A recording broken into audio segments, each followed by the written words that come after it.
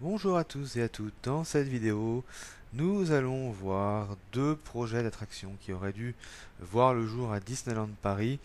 Donc ces deux attractions auraient dû se situer à Fantasyland et compléter l'offre de ce land dès en fait le début des années 90, soit quelques années après l'ouverture du parc.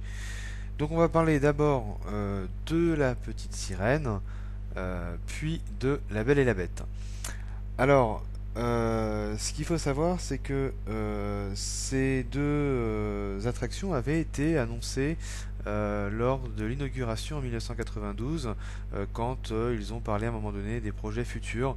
Les deux attractions ont été annoncées et on voyait les Imagineers qui étaient au travail sur les maquettes, notamment sur le Dark Ride de la Petite Sirène.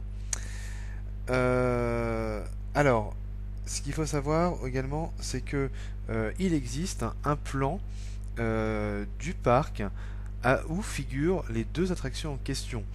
En fait, il faut que vous vous rendiez à Main Street USA, dans la boutique qui s'appelle Storybook Store, donc pas très loin de City Hall.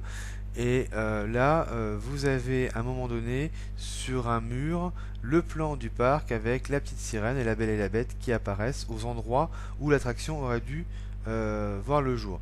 Donc pour la petite sirène, en fait, l'attraction aurait dû voir le jour en face du Pizzeria Bellanotte.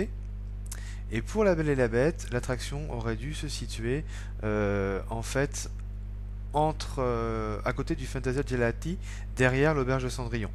On peut voir aussi de temps en temps l'arbre enchanté à ce niveau-là, qui est un kiosque. Donc voilà, c'est là qu'aurait dû se situer l'attraction. Alors pourquoi ces deux attractions n'ont pas vu le jour? Bah, par manque de budget, puisque malheureusement, quelques temps après l'ouverture, Euro Disney a rencontré des soucis financiers. euh, donc beaucoup d'attractions et de projets de grande envergure n'ont pas pu voir le jour et ces deux attractions en faisaient donc partie. Alors on va commencer par parler de la petite sirène. Donc l'extérieur de l'attraction aurait dû être en fait le château d'Eric, exactement comme on voit dans le dessin animé. Et le Dark Ride aurait raconté tout simplement l'histoire de la petite sirène. Donc les visiteurs auraient pris place à bord d'un coquillage et l'attraction aurait été suspendue, ça aurait été un Dark Ride suspendu de la même manière que Peter Pan. Bien sûr, l'attraction aurait duré beaucoup plus longtemps et les décors auraient été beaucoup plus travaillés que dans Peter Pan, ça aurait vraiment été une grande attraction. Donc en fait, on aurait dû traverser les différentes scènes du film, en commençant par la scène où le bateau du prince Eric prend l'eau, ou Eric, je sais plus, je crois que c'est Eric qui tombe à l'eau. Ensuite, on aurait eu bien sûr toutes les scènes musicales du dessin animé, notamment Partir là-bas et Sous l'océan, qui aurait été vraiment la scène de l'attraction. Et on aurait dû avoir bien sûr la scène avec la chanson d'Ursula et un final qui aurait été très très impressionnant puisque la sorcière Ursula aurait été gigantesque, comme dans le dessin animé. Ça aurait été l'animatronique le plus sophistiqué et le plus long et le plus large jamais créé chez Disney. Ça aurait été accompagné d'effets spéciaux tout à fait saisissants et totalement inédits pour une attraction Disney. Voilà. Et puis le final, bah, ça serait terminé comme dans le film où on voit que tout va bien, Ariel et Eric sont heureux pour toujours, et blablabla. Bla bla bla. Donc bref, l'attraction aurait été assez impressionnante euh, et je pense que ça aurait été effectivement un très très bel ajout à Disneyland Paris. Voilà. Alors, l'attraction a été pendant longtemps dans les cartons, parce que le Magic Kingdom de Floride devait aussi se munir de cette attraction, mais avec les déboires d'Euro Disney, du coup, aucun des deux parcs concernés finalement a eu cette attraction. Mais à la fin des années 2000, une rumeur assistante montre que l'attraction n'est pas enterrée et qu'elle va revenir pour venir dans les parcs américains. Et c'est finalement ce qui a été fait dès 2011 dans le cadre de la refonte du parc California Adventure, qui est le deuxième parc de Disneyland Resort en Californie. Eh bien, la petite sirène a débarqué Et un an après, en Floride, dans le cadre du New Fantasyland du Magic Kingdom, la petite sirène a débarqué en reprenant exactement la façade qu'on aurait dû avoir avec le château d'Eric. Donc l'attraction est assez différente malgré tout de celle qu'on aurait dû avoir à Disneyland Paris. On retrouve les scènes musicales essentiellement en fait, hein. L'attraction se base sur les scènes musicales avec des animatroniques qui marquent le début d'une nouvelle génération d'animatroniques, hein, avec notamment énormément des animatroniques articulés euh, qui sont vraiment sophistiqués par rapport à ce qu'on pouvait avoir jusque maintenant, notamment dans les Dark Rides de Fantasyland. Euh, alors, la déception des fans, en tout cas, réside dans le fait que à aucun moment on évoque la mort d'Ursula telle qu'elle avait été imaginée à Disneyland Paris. C'est-à-dire on voit au loin une Ursula qui agonise, mais grosso modo ça s'arrête là. Il n'y a pas vraiment d'effets spéciaux ni rien. Donc ça c'est un petit peu la déception. Et à la place d'avoir un véhicule suspendu, on a là un coquillage avec un transport omnimover, c'est-à-dire les transports qui sont utilisés par exemple dans les Haunted Mansion ou dans Phantom Manor. Voilà, sauf que là, la forme du véhicule est en forme de coquillage. Euh, Ensuite, concernant la Belle et la Bête. Alors là, l'attraction aurait dû être très différente. Ça n'aurait pas été un dark ride, ça aurait été en fait un spectacle. Alors on aurait dû avoir une première façade du château de la Bête dans un état pas très très agréable, hein, un peu effrayant, comme on peut le voir dans les premiers temps dans le film. On serait rentré dans un espèce de théâtre qui aurait repris en fait certainement une pièce du château de la Belle et la Bête.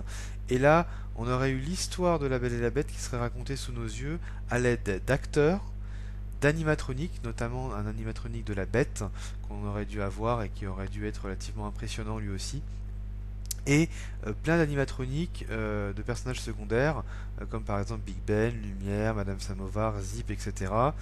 Et on aurait dû comme ça avoir l'histoire du film rythmée par les musiques, avec des acteurs, notamment Belle, qui devait être l'actrice bien sûr principale.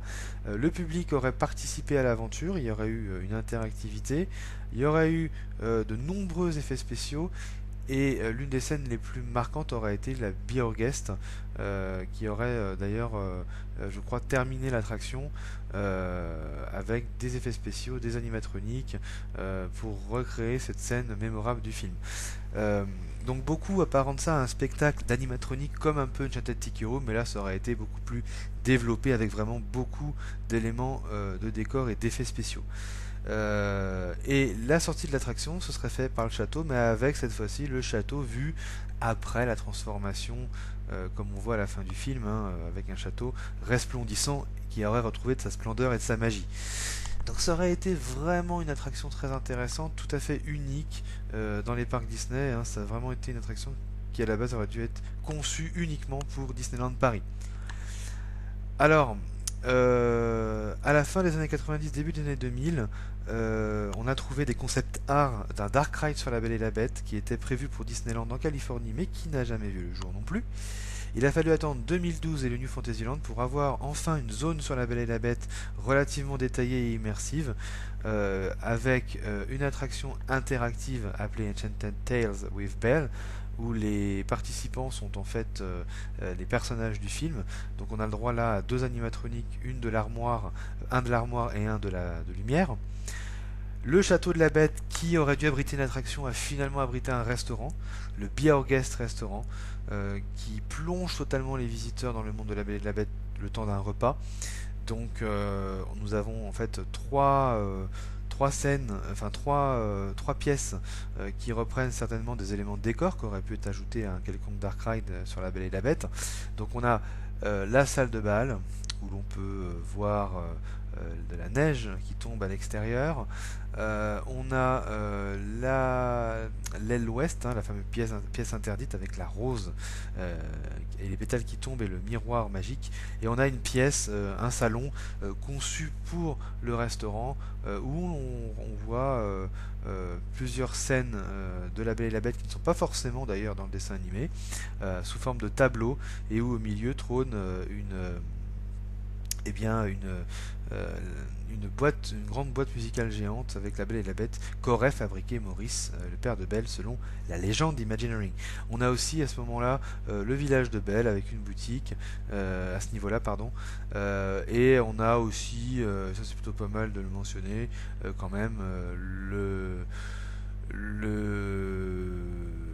la taverne de Gaston, voilà, j'y vais y arriver. La taverne de Gaston qui permet de s'immerger un petit peu dans l'univers aussi de Gaston dans le film de La Belle et la Bête.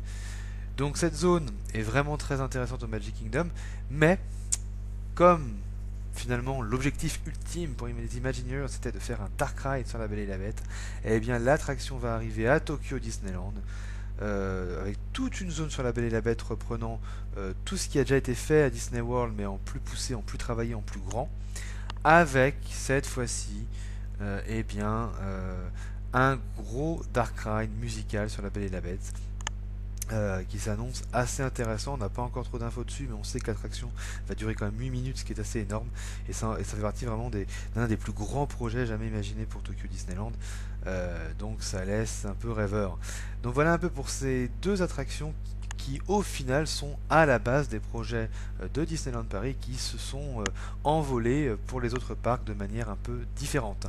Voilà, on se retrouve dans une prochaine vidéo. Salut!